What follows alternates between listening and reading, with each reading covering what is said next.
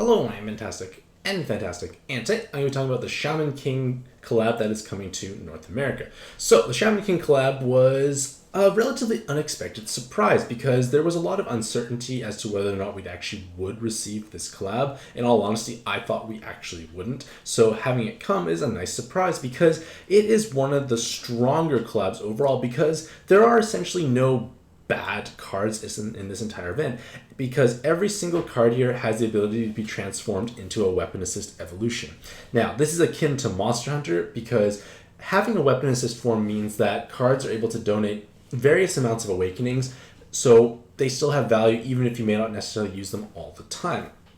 But with that being said, to compensate for the fact that this is a 6, not 10 stone rare machine event, it will all the cards will have significantly lower weighted stats by comparison, and the trading ratio, at least for Monster Change, will be a little bit more bearable because it is going to be 5 6-star Godfest exclusives or various other lower rarity collab cards for one of the top prizes. So much easier trading requirements by comparison to Monster Hunter, but again, this is actually quite a high value event, and it does make it somewhat challenging to justify not rolling in it because it is the first time, and because it is the first time it has actually come around, you obviously don't have any of the cards, so everything you roll, at least for the first couple of times, should not be a duplicate. And generally speaking, the first time you acquire a card, they have significantly more value. So giving yourself a couple of rolls at this machine is, in my opinion, a good idea. Because, like I said, only really Marco, is that Marco? Yeah, Marco I feel is the only really lackluster card. Everything else I would be pretty okay with. Like, I will not be that disappointed if I rolled them for the very first time. So, let's just dive right into all the cards. And we can limit break and super awaken them. Monster Exchange will be for 5 to 1. Weapon Assist are a special evolution that provides additional awakenings when you inherit that card onto someone else. So, my approach to collab rolling is that I want to try and find value at the bottom rarity because that's what I just pretty much presume I'm going to actually acquire. So because of the fact that basically every single card has value, I don't mind actually rolling this event, and I probably will do at least several rolls when it comes out tomorrow on my stream. So all the 6-star cards have the 5 to 1 trading ratio, and the first one, I'm not going to be able to pronounce any of these names unfortunately, but the first one is this green guy. So this green guy is able to increase your combo count by 2 and then changes dark and fire orbs to wood, so double orb changer, and then water to heal. So basically you're left with a board of wood, light, and heal, but significantly more wood, a good chunk of heal, and some light orbs. So a nice happy board condense overall. And then the leader skill is 4 times attack when matching 6 or more connected wood orbs, and then 4 times attack and reduce damage taken by 50% when matching 5 or more connected non-wood orbs. And this caps out at 256 times attack and 75% damage reduction with dual leaders. And this is a big deal because at this point in time, having high amounts of effective health is much more important than just brute force damage. And with 75% damage reduction, you have effectively 4 times health, and the RCV is also compensated because you don't actually have to heal back that much. So this is actually a very durable leader, and the only real major drawback is the fact that your combo count is going to be lowered and you may not actually have wood orbs all the time.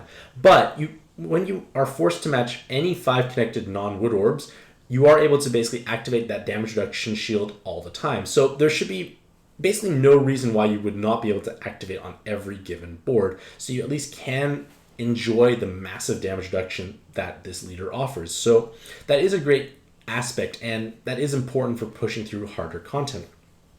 With that being said, because you need 6 wood orbs or more to deal your full multiplier, it's going to be challenging. You're not going to be able to actually sweep every given floor all the time, and that is going to be problematic. So you are going to be slower, you are going to have to stall, especially for longer content like Arena 5 or Alt Arena 2, where just things are a little annoying and problematic for the most part. But again, you have high effective health. So in terms of pros, it is a wood leader that has strong potential. And one thing that makes any wood leader stronger is the fact that Zella exists, because Zella is arguably the single best sub in the game in a vacuum. And when I say in a vacuum, I'm just looking purely at their kit and assuming that if they can be used by any leader, they'd be probably better than any other choice. And it's because they have 777 combo, they have VDP, they have follow-up attack, they have a +2 combo count, and a bi-elemental board changer of wood and hearts, as well as large weighted stats. No card really comes close, so if a team or leader can use Zella efficiently, they tend to be significantly stronger. So if you have Zella, you are going to have a good time. But the main problem, like I said, is that you are going to have issues with combo count because you have to match 5 and then match 6. So right away, almost 40% of your board is taken up by just 2 combos. So you are going to have a tough time overcoming those combo shields. I guess you can use their active skill or Zella's active skill to overcome those, so that can help. But if you're encountering many combo shields in a row, it might be a little problematic. You have activation inconsistencies, and Zella Kitty is not available yet, which is one of the major selling points for either pairing or using them as a weapon assist, because it does provide value there. So basically, I want to talk about their weapon assist form. So their weapon assist form looks basically like Trojan Horse. You have resistance of 20% against Jammer, Blind, and Poison Orbs, and you also have a super follow-up attack Awakening. So this super follow-up attack, you're thinking, well, I can get Trojan Horse for 4 Rainbow Event Medals. Why do I need to sacrifice a 6-star collab card that is actually quite powerful in their base form? Well, the reason being is super follow-up attack is not as horrible as you might think under certain circumstances, most notably when you can use Zella's active skill. So when you pop Zella's active skill, you're going to have a board of hearts and wood orbs, and you're going to be trying to VDP, but you're also probably going to need to be doing follow-up attack at the same time. But one thing super follow-up attack does is it provides 2 times attack for the owning card. So if that card is your VDP option, you're adding another layer of 2 times damage on top of that to help ensure that you one-shot that particular spawn. So you may not actually need to bring a burst active and counter resolve spawns. So in Arena 5, there are plenty of spawns with resolve and void damage mechanic. So you will be able to make 2 boxes plus combo counts from Zella's active skill at the same time, and you should be able to overcome those problems. So it seems unusual at first, but it's actually a lot more helpful than you may give it credit to initially, because it's providing the resistances which we do need and the chance to add an additional layer of damage and deal that 2 damage follow-up after to kill the resolve spawn. Next is Anna, and Anna's active skill. Actually, one thing I should preface is that every card's active skill changes from base form or evolve form and weapon assist form. So if you are considering a weapon assist, be aware that their active skill does change. So Anna, in actually both their forms, amusingly enough, provide you with full bind and awoken bind clearing. So this is reminiscent of Odin Dragon, but it can be inherited, which is important because we can't use Odin Dragon all the time, and being able to inherit a full bind and awoken bind clear becomes invaluable when pushing through content that is quite challenging. And then the supplemental effect is 3 turns of 2 times RCV. But the problem with having your leaders with your bind and awoken bind clearing is that it is redundant when you have 2 of them. Basically 2 out of your 6 active skills, at least one of them will be wasted. It's rare that you need 2 in a single dungeon encounter, at least back to back, where you can't stall long enough. So you are going to be either having to waste an active skill or have to charge up and inherit, which might just take longer, which may not necessarily be possible. In terms of the leadership potential, they are a rainbow leader combined with L matching. So you're combining 2 mechanics that are a little cumbersome in themselves, but putting them together can make it a little bit harder. Now, the main issue is, with any rainbow team, the biggest hurdles tend to be making VDPs, because you may not have enough of your primary color orb to actually kill the spawn, because you are restricted in terms of the active skills you can bring, board changers and orb changers. And follow-up attack might also be difficult as well, especially when you do VDP and follow-up attack, and now L at the same time. So many things you have to try and juggle at the same time, it might be just very difficult to actually pull them all off. And that's going to be Anna's really largest stopping point. The rainbow activation, the L activation, and the fact that their active skills are a little redundant when you have both of them at the same time. And this is basically true for most rainbow leaders. Like, they are going to have activation inconsistency. They can't concentrate their damage as well. So they tend to have higher multipliers to try and compensate against that. But with that being said, Anna does have very high amounts of damage reduction because she reduces damage taken by 25% when matching an L, which should always be doable. We should almost always have 5 of any given orb at one point in time. And then the rainbow match will also do another layer of damage reduction. So she can be quite tanky and durable, but when we're facing spawns with so many different kinds of mechanics, it can be a little problematic to try and juggle and overcome all of those. In terms of her weapon assist evolution, she does come with tape resist, and her active skill, like I said, still includes the full bind and awoken bind clearing. So if she has no appeal to you whatsoever as a rainbow leader, converting her to a weapon assist may be very valuable because you have basically an inheritable Odin Dragon with an orb unlock at the same time, which might have situational value, but you are able to contribute one single tape resist. And tape resist can make or break certain encounters because you do basically able to trivialize what is arguably their most dangerous mechanics. So if you are requiring bind and awoken bind clearing, this is going to be probably the best option overall. Next is Hao, and Hao actually has he's the only card in North America, maybe even, I'm not sure, only card in North America that has this type of active skill. So for one turn, he's able to bypass void, damage, shield effects. So he voids damage voids, which sounds a little unusual, but basically any spawn that nullifies damage over a certain threshold can now be ignored or negated. So basically you don't actually have to match VDP to overcome those spawns. So those spawns, like things like Gaia Dragon or Cthulhu in Arena 5, Hera Nyx, Zeus Verse, so on and so forth. Those spawns with that gray shield that basically reduce your damage down to 0 can now be overcome through an active skill. And that is actually quite unusual because even though we do have the option to make VDPs or 3x3 boxes, being able to negate it via an active skill does open certain levels of possibilities. Most notably is that you're not going to gimp your combo count because you don't have to dedicate all those orbs to a 3x3 box. You don't have to worry as much about making follow-up attack alongside of it because, again, you can make the follow-up attack and just combo as regular. Every card pierces through. Another aspect is that the entire team is dealing their full level of damage, which means you probably don't need a burst at the same time. So while we can use VDP as a reasonably safe option to bypass void spawns, if they have exceptionally high amounts of health, you have to obviously use a bicolor board changer and a burst at the same time. Using Hao means you might be able to just get away with one active skill to overcome the spawn because you may not need the burst because all 6 cards are now dealing damage, and you may not actually need to use a board changer at the same time, depending on how friendly your board is or what type of activation requirement is needed for your leader. So it does open certain degrees of possibilities, but the biggest problem is still going to be this 30 turn base cooldown. Now, he does have 2 skill charge, and he does have modest leadership potential, but again, the problem is rainbow leaders, like I already mentioned with Anna, do face various hurdles overall. And if you were planning to use Hao as a sub on teams, well, you have to charge up 30 turns because you may not actually have skill charge available or rainbow activation all the time.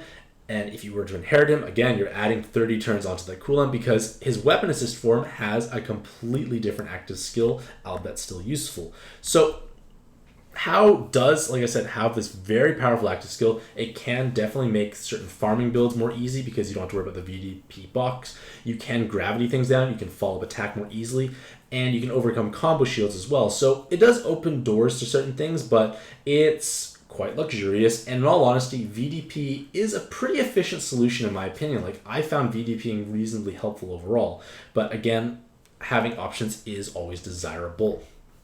Now, in terms of his leadership potential, basically he is a rainbow-based leader, so you scale based on the amount of colors you do match. And then when you match 5 or more connected orbs, you receive your damage reduction. So very similar to Anna as well, except you can match 5 in any shape. You don't have to match it as an L. So 5 in any shape means you can make a VDP that solves the 5 clause, make a follow-up attack solves the 5 clause, but again, rainbow leaders are rainbow leaders. I honestly prefer monocolor at this point in time because monocolor is just so much safer and faster overall. Now, in terms of his weapon assist, the awakenings, they're okay. Like, I don't think they're that great overall. I think they're some of the weaker awakenings overall in this event. You do get one enhanced heal of awakening, which can definitely bolster the healing output of an enhanced Heal Orb Awakening card, but you're probably wanting to use this on a fire-based card to take advantage of the active skill, which instantly generates a 3x3 box of fire. So with an instant generation of 3x3 box, it's akin to the evolution of Yusuke, which means for certain farming setups where you need a VDP, you don't have to think. You pop it, swipe, just make sure the red doesn't connect to make a funny shape, and you have an easy solve for VDP. It's great for farming setups, it's great for ranking dungeons, but outside of those two scenarios, I don't feel it justifies taking away the uniqueness of his active skill in his base form. The next card is Maiden Jeanne, and her active skill reduces your health by 50%, so good for teams that like to be low health, unlocks all orbs, and then for one turn only water, light, dark, and heal orbs can fall down. So instead of having 5 colors plus hearts, you have 3 colors plus hearts, which means a 25% chance for each orb type. It greatly facilitates skyfalls from occurring because you have a much higher chance of combos actually falling down matched. It also helps you kind of set up your board for the next turn, because when you think about it, if you only have 4 elements available to fall down, you're going to have a much more condensed board overall. So it's doing some interesting things, and we've seen this type of active skill from the Street Fighter Collab. How well you've managed to use it is kind of questionable, but the point of the matter is it does something interesting. In terms of her leader skill, she is able to lead a team of 4 times health and 256 times attack for all light-based cards when below 50%. And then you still have 64 times when you're below 80%. But the point of the matter is you have very gentle team building requirements. You can use any light card. You also have no combo requirement. You're able to deal 256 times damage with one combo. And the fact that she has awakenings for the attack while below 50% or 50% below 50% health awakening means she has very high personal damage output. So if you stack that awakening on your various team members, you're able to deal large amounts of damage. So there's no combo clause, there's no rainbow clause. It makes it quite an easy leader to play. So this kind of mimics Sign-On. Sign-On from, I forgot which collab it was from, but Sign-On is a similar type of leader, except they're restricted to only using attacker type cards, and they have to have rainbow activation. But they do start scaling at 80% or lower, so they don't have to be as low health. But with the rainbow activation, it does make it much harder. With only attacker type cards, you're again restricting yourself to the type of cards you can use, whereas Jeanne here is able to use any light-based cards. So much gentler team building in exchange for a smaller margin window for activating your full damage output and a lower damage output. But when you think about it, if you're able to only use light-based cards, you can use bicolor board changers and not actually have much higher concentration of damage, because Sign-On needs to match all colors, or 4 colors, I forgot. But the point of the matter is her board changes are not going to be as concentrated for light, so she may deal less damage despite having a higher multiplier, whereas Jeanne is able to do VDP much more easily, able to burst much higher with just a natural orb changer or board changer. So does quite a few interesting things, but amusingly enough, like Sign-On, they are also vulnerable to binds, and you have to correct that via a weapon assist because their super awakenings don't offer bind immunity whatsoever. So her weapon assist is able to actually provide full bind immunity, which is kind of ironic, of course, or coincidental overall. And then their active skill still provides you with that fixed skyfall of water, light, dark, and heal. And then for 5 turns, you heal 10% of your max HP. So that 10% healing may be helpful, but also may push you over your 50% threshold, and then you deal less damage. So it could be problematic, but thankfully, it comes with a 14-turn base cooldown, which means you are able to possibly not have it charge up in time. And the last 6-star card in the Shaman King collab is Tao Ren. So Tao Ren is able to create a single dark orb over non-light orbs. So this is on a 1-turn cooldown, and it should activate basically all the time unless your board is only light and dark orbs. If it's only light and dark orbs, you're probably in a good place anyways, and you probably don't even need to use the active skill.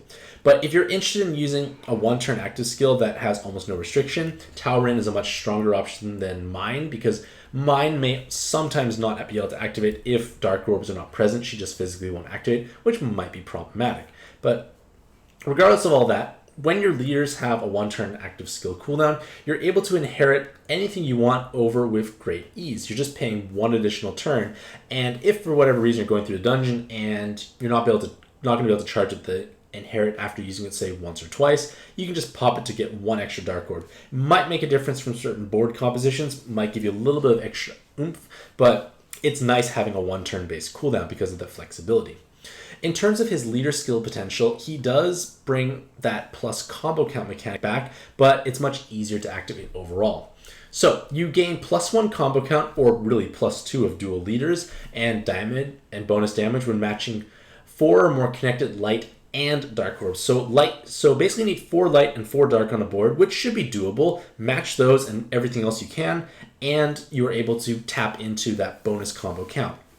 And then the rest of your damage and full multiplier comes into effect when you match 5 or more combos. So you get your damage reduction with 5 or more combos. You should always be able to match 5 or more combos, but the interesting thing is when you're adding +2 combo count overall, you're probably going to be having 8, 9, or 10 combos without Skyfalls, and that makes him trivialize combo shield spawns much more easily. Furthermore, because it's 4 or more connected orbs, when you match those VDPs, that does fulfill that requirement. So when you have to VDP and there is a combo shield, you have a significantly easier time. Those VDP cards, if they are tied to 7 combo awakenings, are able to tap into that 7 combo much more easily. So it does open us a lot of interesting doors there. And I like how Gung Ho is starting to introduce these plus combo count leader skill mechanics, and they're not just tying it to like massive blob leaders that have very hard activation requirements, because Tao Ren should be able to activate on almost any given board, and that is quite nice. But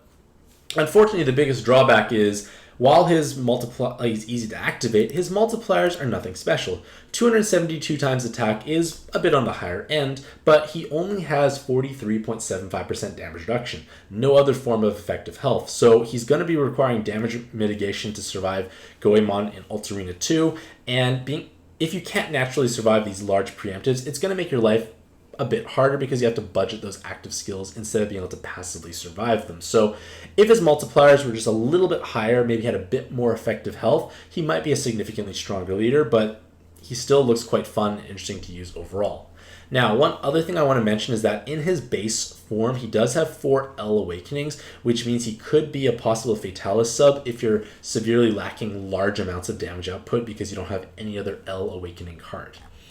Now, in terms of his weapon assist, he is able to provide co-op boost and 2 bonus attack awakenings. So this is going to be this is basically used on cards that have a button naturally and you want to further bolster their damage output.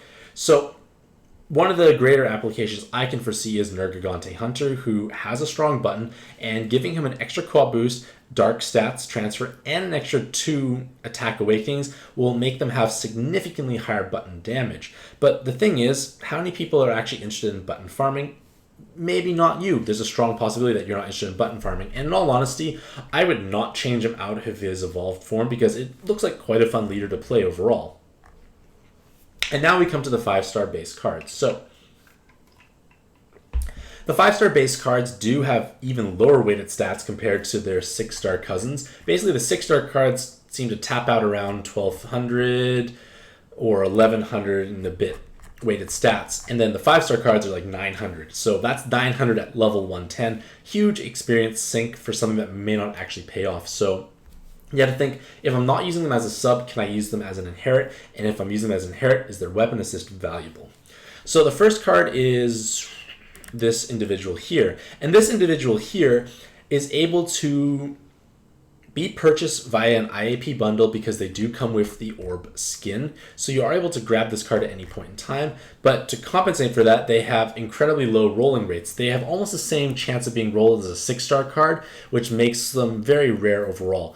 But they do come with a very interesting kit. So their active skill in their base form is change all orbs to fire, water, wood, light, and dark, so a full rainbow board, and they bypass color absorb voids. So if they're absorbing colors like Machine Hera, Noah Dragon, you can cancel those out. Niche application overall, but his main appeal is for his weapon assist form.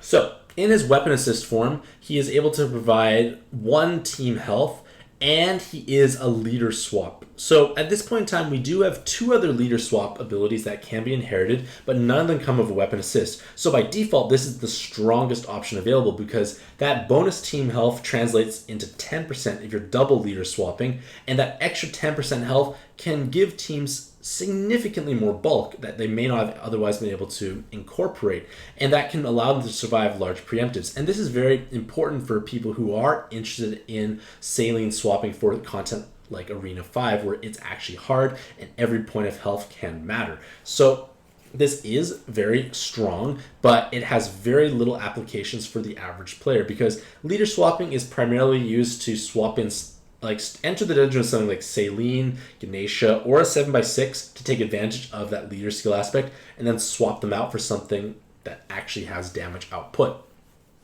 And when you swap, you still retain the experience bonus or the 7x6 board. But again, not everyone has this type of desire, and things like Matcha and Lee, like, they are cool and all, but I have not found myself using them very much, in all honesty. And if I were to have this weapon assist, I'd be happy, but I'm not the type of person who just mashes through Arena 5 with Saline swap. I don't even have Saline, so it's kind of hard. But the point of the matter is, it is a strong weapon assist, but it has not many applications for the average player. Next is this blue individual here, and this blue individual here, his primary usage is going to be for his weapon assist to produce a balanced Killer Awakening.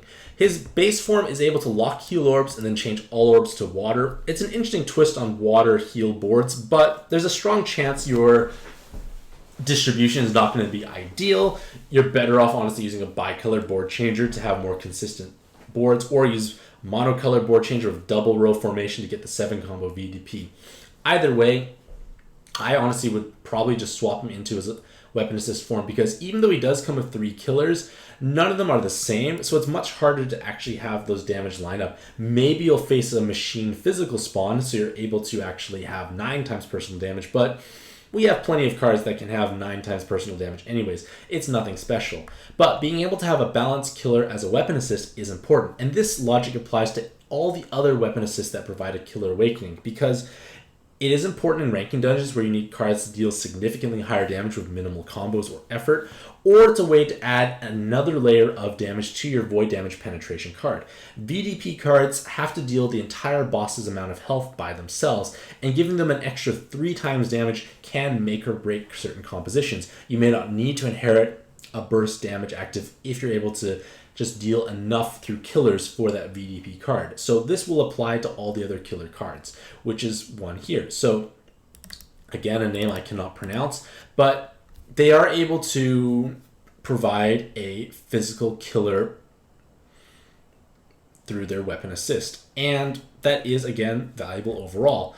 And the thing is, it's mostly for the physical killer. Like, you can argue that, well, I have 3 turns of Awoken and regular Bind Clearing, but 3 turns may not be long enough. I can change hazards away.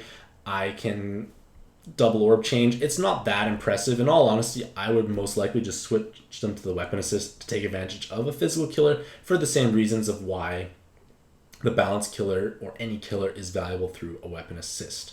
One thing to keep in mind is that with the weapon assist, their active skill changes to healing all of your health and then 3-turn delay.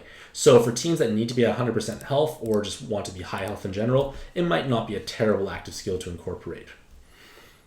Next is Joco, and Joco has a pretty powerful kit overall. Their active skill in the base form is able to generate a row of light and a row of wood orbs, from second from the top, second from the bottom, respectively. And this double row generation is important because when you use it in conjunction with a mono fire, a mono water, or a mono dark board, you're able to create an 18 distribution of the primary monocolor board and then 12 of the 2 rows. And that can be rearranged into a 7 combo VDP board and allows you to do spectacular amounts of damage. And it's always going to result in the same board distribution, so that means you have a very easy time solving the board. You don't have to think very hard, and this is great for farming-based teams where you basically just have to mash your way through a dungeon over and over again, and being able to kind of trace through a very basic pattern allows you to take some of the edge off the mental capacity required. They do have double balance killers as well, so that might have some application as well for the dungeon you're playing through. And if none of these are appealing to you whatsoever, their weapon assist has an attacker killer awakening and a pretty lackluster active skill. But again, being able to donate another type of killer is helpful. Now, in my opinion, Marco is the weakest card in this entire event, and that's actually okay because only one card is significantly weaker than the others. Everything else is quite strong. So Marco is able to reduce your health by 50%, enhance all light orbs, delay enemies by 2 turns. It's not really accomplishing very much overall in my opinion. Pretty lackluster. Awakening is nothing to sing home about. Their weapon assist provides you with soft recover bind and 2 light orb enhances, and then it does provide you with a gemstone style active skill. Now, a gemstone style active skill provides you with burst damage based on a particular awakening. And in this case here, it's for the below 50% awakening skill. So if you have a team like Sinon or Jeanne, you are able to have possibly enough of those awakenings to justify using it over a Carrot or Omega. But the thing is, Carrot and Omega tend to be much more universally acceptable. They fit on so many more different teams that they're just the given choice in most cases. But if you do have a team composition that can take advantage of this, which is a very small number of teams that probably would outdo skill boost or 7 combos, it can be a powerful active skill. So it's not to say it's a bad card. I just feel it's weaker overall because they have far less applications overall, and the awakenings transferred over via the weapon assist have less applications overall. Next is another individual whose name I cannot pronounce. They do have the ability to deal dark damage equal to 80% of the team's total wood and dark attack to a single enemy. So this is potentially a very high button damage, similar to like how Nergigante Hunter works, but only hits a single enemy. So that can be okay, it can be bad, but it does have a shorter active skill charge up overall, so that can come up quick enough, but you have to inherit him around because he won't have enough damage on his own. But the thing is, if you're nuking only a single target, will this actually deal enough damage? The main appeal of Nergigante Hunter or Scar was that it could hit multiple enemies at the same time.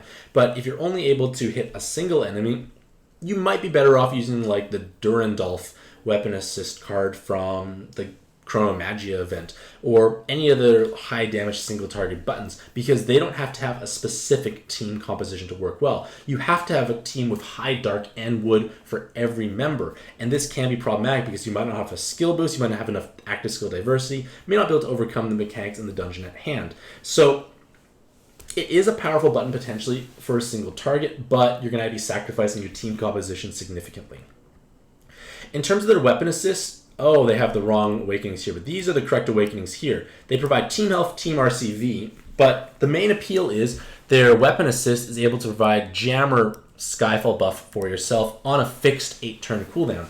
So even though we do have, like, it may sound counterintuitive to say give yourself jammers as a Skyfall buff, but they are used to overwrite existing debuffs from enemy encounters. So there are encounters there's one encounter in Arena 5 that produces a very lethal poison Skyfall, and those poison orbs will kill you very quickly over time.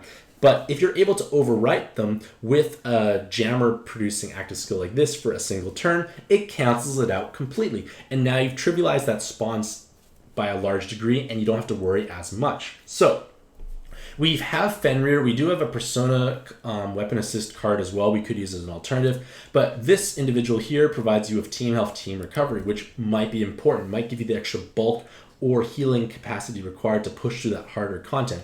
So in all honesty, I would probably switch him to the weapon assist in most cases because I would love to take advantage of a stronger jammer Skyfall buff than the Fenrir I currently utilize. And last is this purple individual for the Shaman King collab. So their active skill reduces binds and awoken binds by 6 turns, which is quite strong. It's usually enough to provide enough coverage for most encounters. And then you have 1 turn of 3 times dark attack damage. So this is helpful because each component is reasonably strong, and it also increases the chances that you will not have any, you won't have a wasted active skill. One possible problem with Odin Dragon is that you do have a very powerful bind and awoken bind clear, but you may not actually need it all the time, and then it just kind of goes to waste. At least in this case here, provided you're using a dark-based team, you have a fail-safe mechanic built into your active skill, so even if you don't use the bind or awoken bind clearing, you have a reasonable amount of burst damage.